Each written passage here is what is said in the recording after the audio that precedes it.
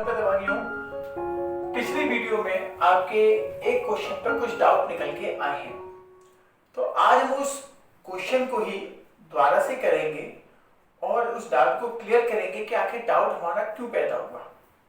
ठीक है, हाँ, उस क्वेश्चन पे थोड़ी सी गलती मेरी तरफ से भी हुई है, तो उस गलती को भी मैं सुधारूंगा। ठीक है, आज इस क्वेश्चन को हम दोबारा से देखते हैं कि हम मुझसे कहां गलती हुई है और आप लोगों के समझने में कहां पर गलती हुई है। ठीक है, चलिए देखिए, क्वेश्चन आपका कुछ ये था कि एक चित्र दिया हुआ था हमें उस प्रश्न में भी, उस प्रश्न में हमें जानकारी दी गई थी कोण AOB 90 डिग्री का है तथा COD एक कैसी रेखा है, सरल रेखा है, स्ट्रेट लाइन है। ठीक है, तो हमसे पूछा जाता है बताइए x और y के मान क्या हैं। अब हमारे आंसर x का 20 निकला था, y के लिए हमने एक कितना 10 निकाल दिया था, ऐसा कुछ निकाला था। अब उस क्वेश्चन को चूंकि हम शुरू से पढ़ रहे हैं तो समझेंगे कि गलती क्या हुई है और समझने में गलती क्या हुई है। ठीक है, क्वेश्चन पर आएंगे।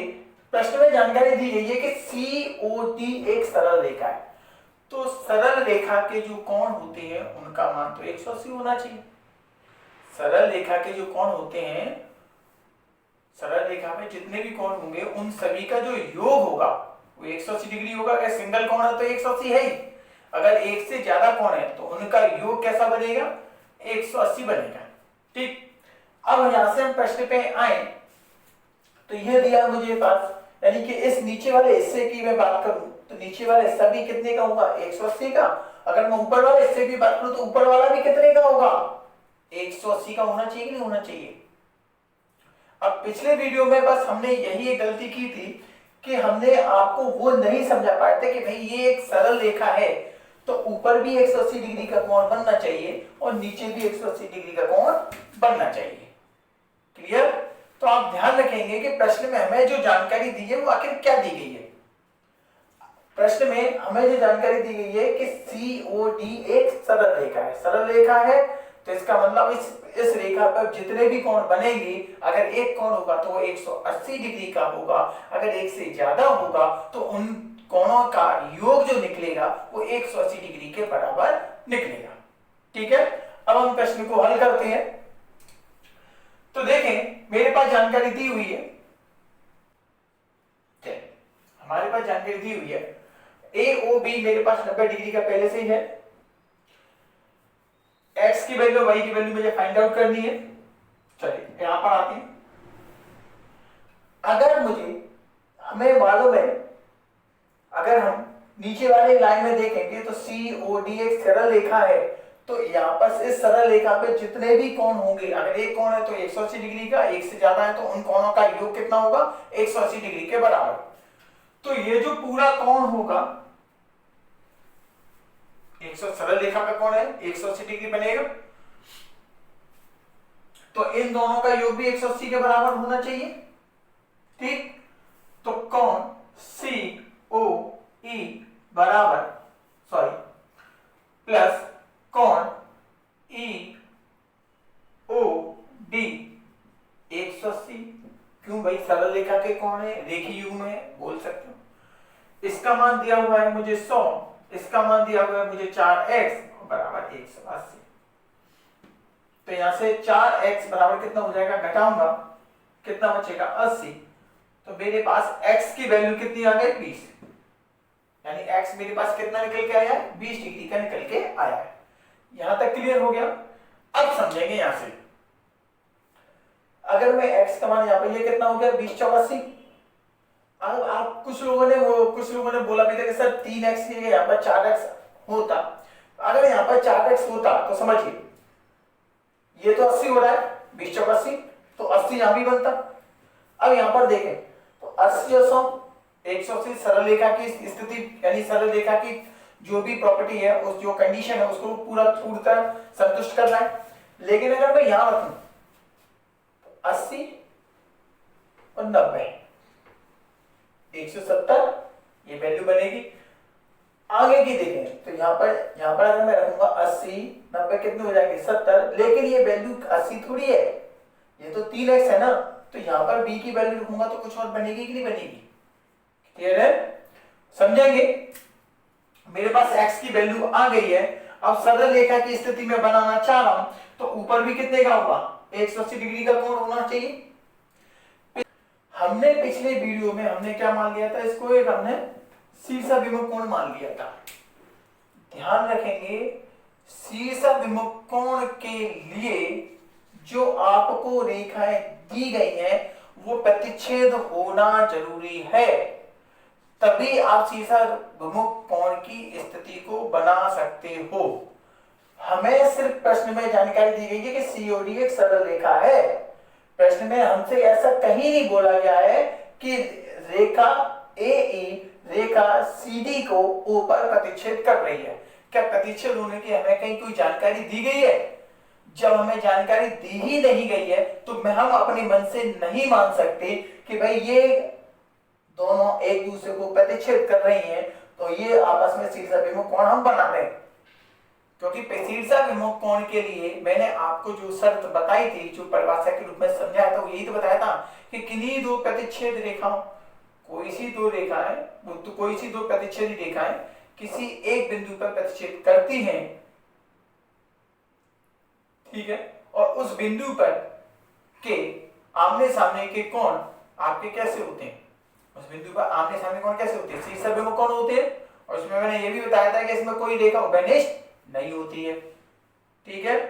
तो मैं इसको शीर्ष अभिमुख कोण नहीं मान सकता हूं। क्यों नहीं मान सकता? क्योंकि मुझे प्रश्न में कहीं भी ऐसी कोई जानकारी नहीं दी गई है कि CD रेखा CD रेखा AE से प्रतिच्छेद है। जब प्रतिच्छेद ही नहीं है, हमें इसके बारे में जानकारी नहीं है, तो मैं ये नहीं बोल सकता कि ये शीर्ष अभिमुख कोण होंगे। तो जब ये शीर्ष अभिमुख कोण नहीं है, अगर शीर्ष अभिमुख कोण होते तभी तो ये दोनों कोण बराबर होते। क्योंकि किसी एक स्टूडेंट ने मुझसे और पूछा था कि सर 3x बराबर 4x हो सकता है क्या? नहीं हो सकता। अब शायद आपको जवाब मिल गया होगा कि भाई ये शीर्ष अभिमुख कोण नहीं है। शीर्ष अभिमुख कोण कब बनेंगे? जब दो प्रतिच्छेद रेखाएं किसी एक बिंदु पर प्रतिच्छेद कर रही हो और प्रश्न में हमें ऐसी कोई जानकारी दी गई हो, तभी हम शीर्ष अभिमुख की स्थिति लगा सकते हैं, वर्टिकल अपोजिट एंगल की स्थिति बना सकते हैं। क्लियर?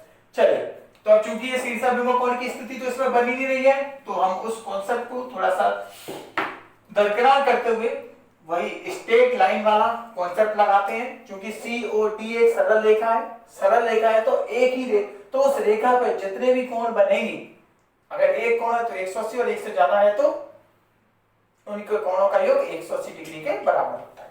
चलिए लगाते हो।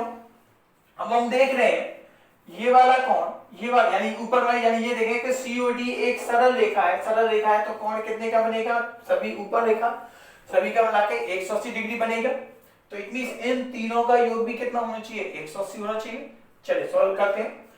कोण AOC प्लस कोण AOB प्लस कोण BOD बराबर 180 डिग्री। क्योंकि भाई सरल रेखा के कोण है, सरल रेखा के कोण है,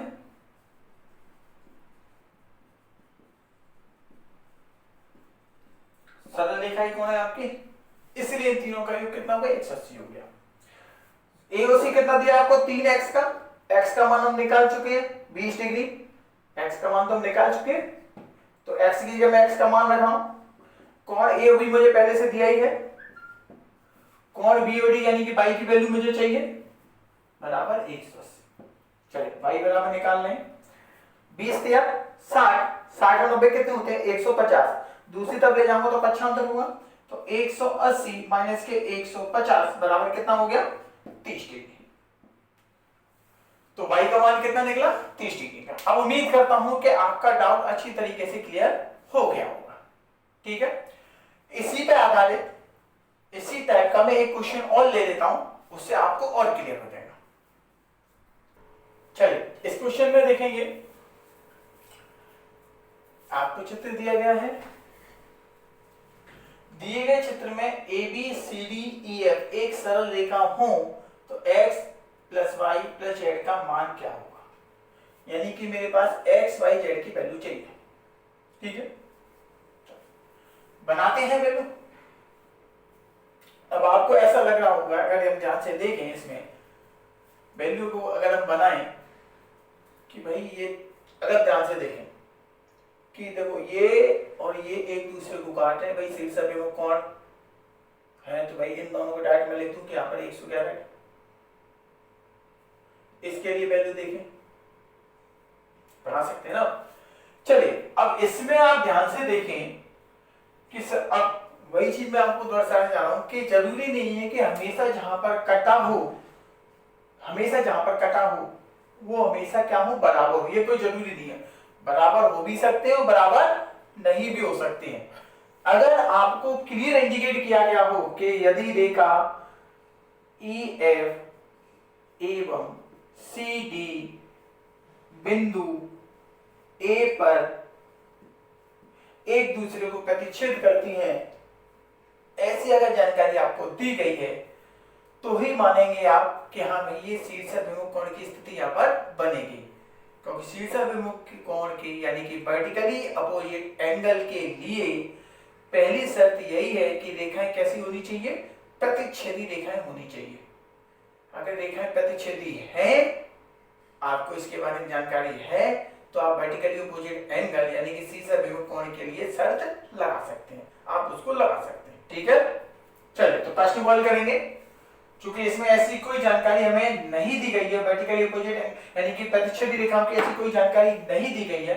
हमें जानकारी क्या दी गई है कि AB रेखा, CD रेखा और EF रेखा एक सरल रेखा है। सरल रेखा है तो सरल रेखा के जो कोण होते हैं, सरल रेखा पे कोण कितने का बनता है, 180 डिग्री का। अगर सिंगल है तो 180 और एक से ज्यादा है तो उनका योग 180, दो होंगे तो उनका योग 180 बनेगा, तीन में होंगे तो भी 180 योग बनेगा। ठीक है, चलिए स्टार्ट करते हैं। हमें दिया ही गया है कि भाई AB रेखा सरल रेखा है, ठीक है। EF रेखा भी कैसी है, सरल रेखा है। जब EF रेखा सरल रेखा है तो इसके जो कोण होंगे उनका योग 180 डिग्री के बराबर होगा। ठीक है, तो ऐसे समझ लीजिए EF कैसी है, सरल रेखा है। सरल रेखा है तो इसके कोणों का योग कितना बनेगा, 180 डिग्री बनेगा। क्योंकि जब हमने कोण पढ़े थे तो उसमें हमने सरल रेखा भी पढ़ी थी, मैंने वहां पर आपको समझाया था कि सरल रेखा पे जो कोण बनता है वो, या हमने सरल कोण, ऋजु कोण, सरल रेखा का कोण, ऐसी कोई जानकारी पढ़ी थी हमने। ऋजु कोण कितने का होता है, 180 का ही तो होता है। इट मींस एक सीधी लाइन पे जो कोण बनेगा। ठीक है, चलो स्टार्ट करते हैं। हमें दिया गया है 3x plus 49 degree plus 3x plus 49 plus 62 degree का योग 180 डिग्री होगा। क्यों भाई, ये सभी कैसे हैं, सरल रेखा के कोण है। क्यों है, सरल रेखा के कोण है। ठीक है, सॉल्व करेंगे। 3x बराबर 49 कितने होते हैं, 111 यही होते हैं शायद। तो 180 माइनस के 111 बराबर कितने बचेंगे, 69। क्लियर है क्या ये? देखिए 9 2 11 की 1 हासिल की 1 6 4 10 और 11, 180 में से 110 को घटाइए तो 70, 70 में से एक और कम कर दीजिए तो 69। 3 से काटेंगे 23 बार, तो मेरे पास x का मान आ गया 23 डिग्री। जब x का मान 23 डिग्री आ गया तो इस पूरे कोण की वैल्यू हमारे पास कितनी बनी है, 69 बनी है। क्लियर है यहां तक? इसके बाद आते हैं y और z के लिए। इसके बाद किसके लिए आते हैं, y और z के लिए। सेम कंडीशन लगाएंगे। डायरेक्ट मैं नहीं बोल सकता कि भैया शीर्ष अभिमुख कोण होंगे या नहीं होंगे, मुझे अभी क्लियर नहीं है। ठीक है, क्योंकि मुझे ये नहीं मालूम कि लाइन प्रतिच्छेदी रेखा है या नहीं है। लेकिन मुझे ये मालूम है कि CD जो रेखा है, CD रेखा एक सरल रेखा है। सरल रेखा है तो इस पे जो कोण बन रहे होंगे उनका योग 180 डिग्री जरूर होगा, मुझे ये मालूम है। तो उसी का हम प्रयोग कर रहे हैं। तो मैं CD रेखा के आधार पर एक कंडीशन बना रहा हूं कि कोण Z प्लस 3x बराबर 180 डिग्री। क्यों भाई, ये एक CD रेखा है तो इसके कोणों का योग कितना होगा, 180 डिग्री होगा। या आप ऐसे भी समझते भाई दो कोण है तो रेखीय युग्म बनना है, रेखीय युग्म में कितने के होते हैं, 180 का होता है। चलिए तो Z प्लस 3x, x की वैल्यू कितनी दी थी 23, तो 3 इंटू 23 बराबर 180। या मैं डायरेक्ट भी लिख सकता क्योंकि 3x बराबर हमने 69 निकाला था। तो यहां से z बराबर 180 माइनस के 69 यानी कि वैल्यू कितनी आ गई 111। ठीक, मेरे पास x की वैल्यू आ गई, मेरे पास z की वैल्यू आ गई, अब मुझे y की वैल्यू और चाहिए। अब मुझे y की वैल्यू और चाहिए तो y की वैल्यू निकालेंगे। जिस तरीके से हमने सरल रेखा के लिए 180 डिग्री की कंडीशन यहां लगाई थी, तो मैं यहां भी लगा सकता हूं, या मैं ऐसे भी तो लगा सकता हूं, क्योंकि मुझे ए एफ बी सरल रेखा मालूम है, तो मैं इन दोनों के लिए भी वही कंडीशन लगा सकता हूं। किसी कोई सी भी लगा सकते हो आप, चाहो तो ये वाले सरल रेखा की कंडीशन लगा लीजिए, चाहे तो ये वाली सरल रेखा की कंडीशन लगा लीजिए, कोई सी भी लगा सकते हैं आप। तो मैं ये वाली लगा देता हूं, तो कोण यानी कि z प्लस y बराबर 180 डिग्री। क्यों भाई, सरल रेखा के कोण है, रेखीय युग्म बनना है, 180 योग होगा। तो z कितने का दिया है 111 का, क्योंकि z हमने कितना निकाला था 111 का। y की वैल्यू मुझे मालूम नहीं है, तो y जहां से निकाला कितना आ गया 69 का। 111 को उधर ले जाऊंगा तो 169 तो बचेंगे। तो अब हमसे पूछोगे, हमसे प्रश्न पूछा जा रहा है कि x y और z तीनों का योग क्या है, तो जोड़ दो भाई। 23 69 प्लस 111, 111 69 कितने हो गए 180 में 23 जोड़ेंगे तो 203। तो आपका उत्तर कितना आ जाएगा 203 डिग्री। समझ में आ गया आपको, क्लियर हो गया होगा। चलिए नेक्स्ट क्वेश्चन देखेंगे। अब इसके बाद देखेंगे हम ट्रायंगल के बारे में। उससे पहले समझ लें, आपको पिछली वीडियो से जो रिलेटेड डाउट था वो आपको अच्छी तरीके से क्लियर हो गया होगा। तो बस अब दिमाग को बिल्कुल फ्रेश करते हुए ट्रायंगल को समझते हैं, त्रिभुज को समझते हैं। ठीक है, त्रिभुज यानी कि ट्रायंगल।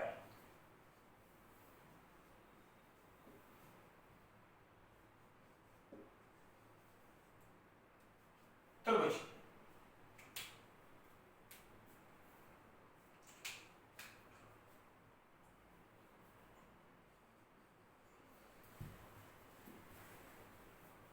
ट्रायंगल, तो ये तो बनेगा तीन त्रिभुज।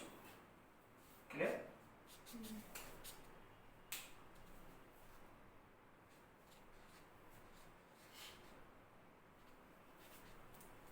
चलिए तो सबसे पहले समझते हैं त्रिभुज की परिभाषा को कि त्रिभुज आखिर होता क्या है। चलिए समझेंगे त्रिभुज की परिभाषा को, तो त्रिभुज होता क्या है देखेंगे। क्या बोलेंगे आप कि तीन भुजाओं से घिरी हुई एक बंद आकृति, तीन भुजाओं से घिरी हुई एक बंद आकृति त्रिभुज कहलाती है। तीन भुजाओं से घिरी हुई एक बंद आकृति क्या कहलाती है, त्रिभुज कहलाती है। या और बनाए तुम, तीन रेखाखंडों से घिरी हुई एक बंद आकृति या बंद वक्र आपका क्या कहलाता है, त्रिभुज कहलाता है। ठीक है, मीन्स मेरे पास ये कोई तीन रेखाखंड है, लाइन सेगमेंट है तीन, उनसे मैंने एक आकृति बना दी, ये आपका त्रिभुज है। हम इसी से तो पहचानते हैं। इनको नाम दे देता हूं मैं, ये ए, ये बी और ये सी, ये मैंने इसको नाम दे दिया। ठीक है, तीन भुजाओं से घिरी हुई आकृति क्या कहलाती है, त्रिभुज कहलाती है। क्लियर, चलो इसके बाद देखेंगे त्रिभुज की जानकारी में हम इसमें आगे समझेंगे। जो अंदर का हिस्सा होता है, इस त्रिभुज के अंदर का हिस्सा त्रिभुज का अभ्यंतर कहलाएगा। त्रिभुज के जो इस बाहर का जो हिस्सा होगा उसका बहिर्भाग कहलाएगा।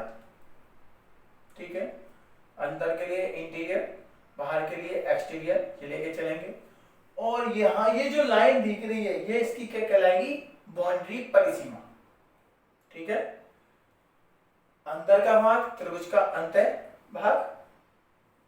ठीक है, बाहर के लिए बहिर्भाग यानी कि एक्सटीरियर, और जो बाउंड्री पे है वो क्या कहलाएगा, उसका परिसीमा यानी कि, क्लियर, बाउंड्री यानी कि परिसीमा। ठीक है, समझ में आ गया इसमें। आगे देखेंगे। अब त्रिभुज में आगे पढ़ते हैं कि कौन सी जगह क्या क्या चीजें होती हैं। तो जहां पर ये जो आपको दो रेखाखंड मिलते हुए दिखाई दे रहे हैं, यानी कि ये जो पॉइंट आपको दिखाई दे, जो नुकीले सिरे आपको जो दिखाई दे रहे हैं, 7 पॉइंट जो आपको दिखाई दे रहे हैं, ये कहलाते हैं इसके शीर्ष। ये क्या कहलाते हैं? इनके शीर्ष। इंग्लिश में वर्टेक्स बोलते हैं। क्या कहलाएंगे? आपके शीर्ष, यानी कि वर्टेक्स कहलाएंगे। ठीक है। ये क्या कहलाती है? इसकी भुजा, यानी कि साइड। ठीक, क्लियर है? इन पॉइंटों को क्या बोलते हैं? जो ये पॉइंट दिए गए ये शीर्ष कहलाते हैं। ये जो लाइन लाइन से खींची हुई दिख रही है, रेखाखंड जो आपको खींचे हुए दिख रहे हैं, ये आपकी भुजा कहलाते हैं। और ये क्या होते हैं? और ये होते हैं इनके कोण। समझ में आ गया? शीर्ष कहां पर होंगे? बिल्कुल सिरे पर। भुजा, रेखाखंड और कोण कहां होंगे? अंदर की साइड। ठीक है, समझेंगे आगे। अब इसके पार्ट, तो त्रिभुज के जो होते हैं, जो भाग होते हैं, वो कितने भाग होते हैं? 6 भाग होते हैं। 6 भाग इसमें तो कहीं दिख नहीं रहे, होते हैं। देखिए कैसे। 1 2 3। क्लियर? एक तो आपको कोण मिलेंगे, कोण मिलेंगे, कोणों के आधार पर स्थिति बनती है। और एक रेखाखंड में रेखा मिलेंगे, रेखाखंड मिलेंगे। यही तो आपके 6 भाग होते हैं। तो इसमें आपको 3 रेखाखंड, 3 कोण मिलते हैं। यही आपके 6 भाग होते हैं। ठीक है। तो कभी कभी अगर आपसे क्वेश्चन पूछ लिया जाए कि बताइए त्रिभुज में कितने भाग होते हैं, त्रिभुज में कितने अवयव होते हैं, तो भाई त्रिभुज में कितने अवयव होती हैं? 6 होती हैं। 3 कोण और 3 रेखाखंड या रेखा। क्लियर? तो त्रिभुज में कितने अवयव होते हैं? 3 तो कोण होते हैं। ठीक, और 3 क्या होती हैं? रेखाएं होती हैं। रेखाखंड लिख देता हूं मैं, रेखाखंड। 3 कोण, 3 रेखाखंड, यानी टोटल मिलकर कितने होगा? 6 अवयव। क्लियर? चलिए आगे समझेंगे अब इसमें त्रिभुज के प्रकार। अभी हमने त्रिभुज के अवयव समझ लिए, एलिमेंट समझ लिए त्रिभुज के। त्रिभुज में कितने एलिमेंट होते हैं? 6 एलिमेंट होते हैं। 3 एंगल होते हैं, 3 आपके लाइन सेगमेंट होते हैं। फिर वर्टेक्स कहां पर होता है, यानी कि शीर्ष कहां पर होता है, भुजा यानी कि साइड कहां पर होती है, कोण कहां पर होते हैं, वो अपन सारी चीजें जान चुके हैं। इसके बाद आते हैं त्रिभुज के प्रकार। तो त्रिभुजों को 2 श्रेणियों में बांटा गया है, रेखाओं के आधार पर और कोणों के आधार पर। रेखाओं के आधार पर और किसके आधार पर? कोणों को। त्रिभुज को कैसे बांटा गया है? एक तो रेखाओं के आधार पर बांटा गया और कोण के आधार पर इनको बांटा गया है। कैसे? आपने सुने भी होंगे समबाहु त्रिभुज, समद्विबाहु त्रिभुज और विषमबाहु त्रिभुज। ठीक है। रेखाओं के आधार पर जो त्रिभुज बनते हैं वो आपके कहलाते हैं समबाहु त्रिभुज। हाँ, त्रिभुज को जो साइन होता है वो हम ऐसे भी दर्शाते हैं, समबाहु त्रिभुज, सम द्विबाहु त्रिभुज। तीसरा होता है विषमबाहु त्रिभुज।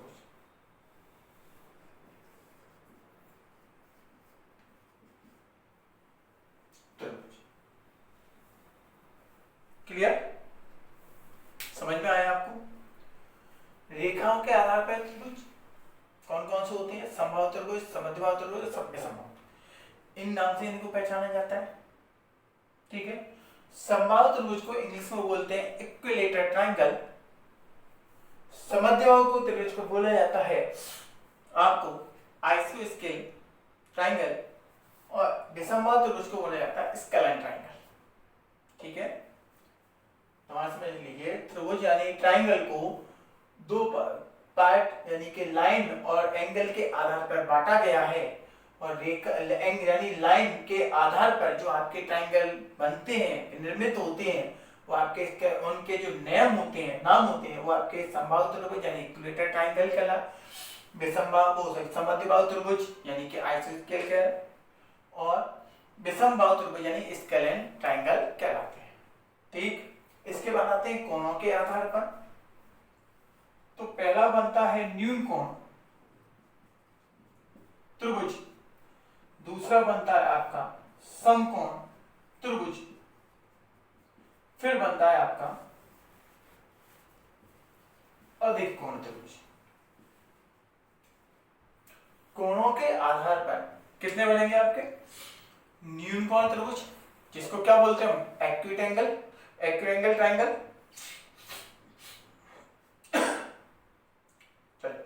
हाँ, न्यून कोण के आधार पे इसको कोणों के आधार पर अपने त्रिभुज कौन से बन गए? न्यून कोण त्रिभुज, समकोण त्रिभुज और अधिक कोण त्रिभुज।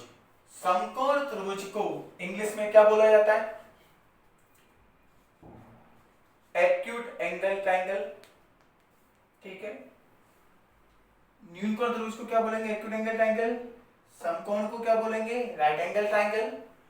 और अधिक कोण त्रिभुज को क्या बोलेंगे आप? Obtuse angle triangle. ठीक है, समझ में आ गया? तो अगर आपसे ये पूछा जाए कि त्रिभुजों को कितने भागों में? दो भाग, रेखा और कोण के। रेखाओं में कौन कौन से त्रिभुज होते हैं, कोणों में कौन कौन से त्रिभुज होते हैं, ये आपके पास जानकारियां आ गई। क्लियर? अब समझते हैं कि समबाहु त्रिभुज कैसा होता है, समद्विबाहु त्रिभुज कैसा होता है, विषमबाहु त्रिभुज कैसा होता है, न्यून कोण त्रिभुज कैसे होते हैं, समकोण त्रिभुज कैसे होते हैं, अधिक कोण त्रिभुज होते हैं। इनको समझते हैं। बता दूं मैं? चलिए, सबसे पहले हम समझेंगे समबाहु त्रिभुज को। समबाहु त्रिभुज होता क्या है, कैसे पहचान? देखो, नाम से ही स्पष्ट है। समबाहु, बाहु माने क्या होती है? भुजा, और सम माने समान। तो ऐसा त्रिभुज जिसकी प्रत्येक भुजा समान हो, समबाहु त्रिभुज कहलाता है। कैसा त्रिभुज? एक ऐसा त्रिभुज जिसकी प्रत्येक भुजा समान हो, कैसा कहलाएगा आपका? समबाहु त्रिभुज कहलाता है। ठीक है, मीन्स मेरे कहने का अर्थ ये है कि जो भुजा AB की लंबाई होगी वही लंबाई AC की होगी, वही लंबाई BC की होगी। यानी कि इस त्रिभुज में क्या होता है कि जो भुजाएं होती हैं वो कैसी होती हैं? बराबर होती हैं। भुजा कैसी होती हैं? बराबर होती हैं। मीन्स कि AB बराबर होगा BC के, बराबर होगा AC के। ठीक है, समबाहु त्रिभुज किसको बोलते हैं? जिसकी प्रत्येक भुजा आपस में कैसी हो? बराबर। ठीक, दूसरा पॉइंट इसमें समझेंगे। इसके जो कोण होते हैं ये भी कैसे होते हैं? आपस में बराबर होते हैं। प्रत्येक कोण बराबर एवं 60 डिग्री के होते हैं। इसका प्रत्येक कोण कैसा होता है? बराबर। और कितने का होता है? 60 डिग्री का होता है। ठीक है, यानी कि ये कोण भी 60 डिग्री का होगा, ये कोण भी 60 डिग्री का होगा, और ये कोण भी कैसा होगा? 60 डिग्री का। ठीक, क्लियर? समबाहु त्रिभुज का प्रत्येक कोण 60 डिग्री का होता है, प्रत्येक भुजा कैसी होती है? बराबर होती है। क्लियर? समझ में आ गया समबाहु त्रिभुज कैसा होता है?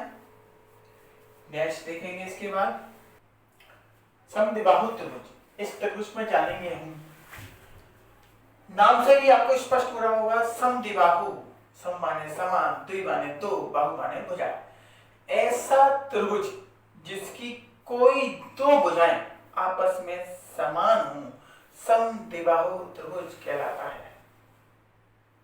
आइसोस्केल, अगर मुझे आइसोस्केल ट्राइंगल के वैल्यू निकालनी हो तो आपके पास भुजाएं कितनी होती हैं? 3 साइड ही तो होती है। 3 में से कोई भी 2 साइड अगर इक्वल है, 3 में से कोई भी 2 साइड अगर इक्वल है तो त्रिभुज कैसा कहलाएगा आपका? कैसा कहलाएगा? समद्विबाहु त्रिभुज यानी कि आइसोस्केल कहलाएगा। ठीक, चलिए अब इसमें भी समझते हैं। कोई सी भी 2 भुजाएं हो सकती हैं, जैसे कि मैंने यहाँ पर चित्र में ये वाली और ये वाली भुजाएं बराबर लेके चला है और ये मैंने अलग बनाया है। इसमें क्या होता है कि कोई 2 भुजाएं बराबर होती हैं, यानी कि ए बी बराबर बी सी। 2 भुजाएं कैसी होती हैं? सॉरी, बी सी नहीं, ए सी। ए बी और ए सी, यही तो भुजाएं बराबर लिए ना। ठीक, क्लियर है? और बीसी तो अलग है ही है, बीसी क्या होगी? इन दोनों के बराबर होगी नहीं। और इसके कोई 2 कोण आपस में बराबर होंगे, वो कौन से होंगे? बराबर भुजा के सामने वाले भुजा कोण जो होंगे वो बराबर होंगे, क्योंकि आपने पढ़ रखा होगा कि बराबर भुजाओं के सामने के कोण भी कैसे होते हैं? बराबर होते हैं। क्यों होते हैं? जब अपन इसको आगे पढ़ेंगे तो समझेंगे, अभी तो जान लीजिए। और इसमें क्या होगा कि कोण भी बराबर होगा कोण सी के। ठीक, क्लियर है? अब इसमें कोण कितने कितने के हो सकते हैं ये मैं नहीं बता सकता। हमें मालूम है त्रिभुज के तीनों कोणों का योग 180 होता है, बिल्कुल करेक्ट बात है। संभावना तो मैंने बता दिया कि तीनों बराबर हैं तो कोण भी बराबर होंगे, तो 180 में मैंने 3 का भाग दिया, 60 आया, 60 60 60 के हो गए 3। लेकिन यहां पर मुझे ये मालूम है कि सिर्फ 2 कोण बराबर हैं। हो सकता है कि वो 2 कोण 80 80 के हों, बचा हुआ 20 का हो, या हो सकता है वो 70 70 के हों, बचा हुआ 40 का हो, ये भी तो संभव है। तो कोण कितने के होंगे ये मैं नहीं कह रहा हूं, लेकिन ये जरूर मालूम है कि बराबर भुजाओं के सामने वाले कोण कैसे होंगे? बराबर होंगे। ठीक है, इसके बाद नेक्स्ट त्रिभुज, चलो विषम बाहु त्रिभुज, स्केलेन ट्रायंगल कैसे है, पहचाने कैसे है? ऐसा त्रिभुज जिसकी कोई भी भुजा आपस में समान ना हो, क्या कहलाएगा आपका? विषम बाहु त्रिभुज कहलाता है। ऐसा त्रिभुज जिसकी कोई भी भुजा समान नहीं है, विषम बाहु त्रिभुज कहलाता है, स्केलेन ट्रायंगल कहलाता है। इसके कोण भी कैसे होते हैं? अलग अलग होते हैं, कोई भी बराबर नहीं होता है, कोई भी बराबर नहीं होता है। यानी कि ए बी बराबर नहीं है बी सी के, बराबर नहीं है ए सी के, यानी कि कोई भुजा इसका बराबर नहीं होती। भुजाओं के आधार पे आपके तीनों त्रिभुज कैसे दिखाई देते हैं, कैसे होते हैं, उनके बारे में मैंने आपको जानकारी बता दी। अब भुजाओं के आधार पर त्रिभुज की एक प्रॉपर्टी चलती है कि किसी त्रिभुज के 2 भुजाओं का योग तीसरी भुजा से हमेशा अधिक होता है। दोबारा से समझेंगे, किसी त्रिभुज की 2 भुजाओं का योग तीसरी भुजा से हमेशा अधिक होता है। अगर ये प्रॉपर्टी किसी भी त्रिभुज में नहीं लग रही है तो इसका मतलब वो त्रिभुज है ही नहीं है, ऐसे त्रिभुज का निर्माण कर भी नहीं सकते। त्रिभुज की 2 भुजाओं का योग हमेशा तीसरी से ज्यादा होगा।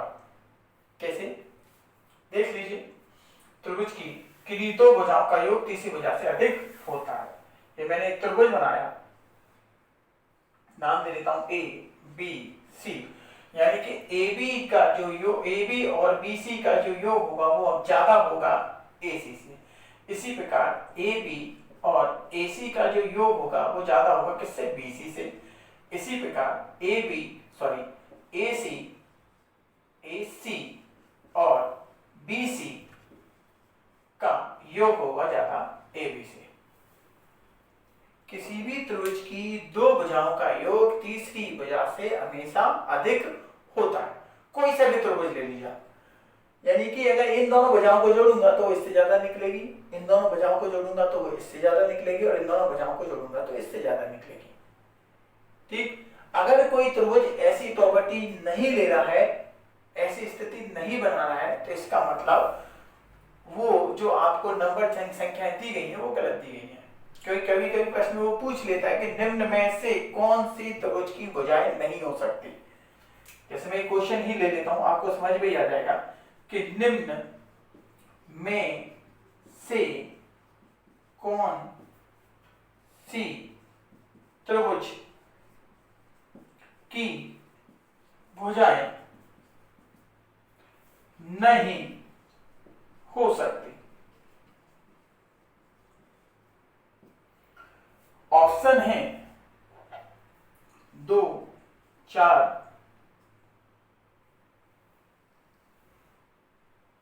5। दूसरा ऑप्शन है 3, 4, 6। फिर एक ऑप्शन दिया है आपको 4, 4, 4। एक लास्ट ऑप्शन दिया है आपको 1, 2 और 3। कौन सी नहीं हो सकती आपसे ये पूछा गया है। तो हमें मालूम है त्रिभुज की कोई सी भी दो भुजाएं नहीं, उनका योग तीसरी से ज्यादा होना चाहिए, बराबर भी नहीं होना चाहिए, ये ध्यान रखेंगे। मैं एक ऑप्शन और बना देता हूं, एक बराबर वाला ऑप्शन मैं और बना देता हूं, ठीक है। बराबर नहीं होनी चाहिए, छोटी नहीं होनी चाहिए, कैसी होनी चाहिए, हमेशा बड़ी होनी चाहिए। तो जैसे देखते हैं 2 + 4 कितना बनेगा। अगर मैं इन दोनों को जोड़ूंगा 2 और 4 6, 6 तो ज्यादा होगा 5 से। और देखिए तो 2 और 5 7, ज्यादा होगा 4 से। और देखेंगे तो 5 और 4 9, ज्यादा होगा 2 से। यानी दो भुजाओं का योग तीसरी भुजा से ज्यादा हो रहा है, यानी कि ये भुजाएं हो सकती हैं। लेकिन अगर मैं यहाँ देखूं 3 और 4 7 और 7, क्या 7 7 से बड़ा होता है क्या? इसका मतलब ये भुजाएं नहीं हो सकती। ऐसे इसमें आएंगे 4 और 4 8, 4 और 4 8, 8 बड़ा है 4 से, ये हो सकती हैं। ऐसे इसमें देखें ये भी 1 और 2 3 और 3, ये तो बराबर होगी, ये भी नहीं हो सकती आपकी। क्लियर? समझ में आ गया क्या आपको? जानकारी क्लियर हुई है?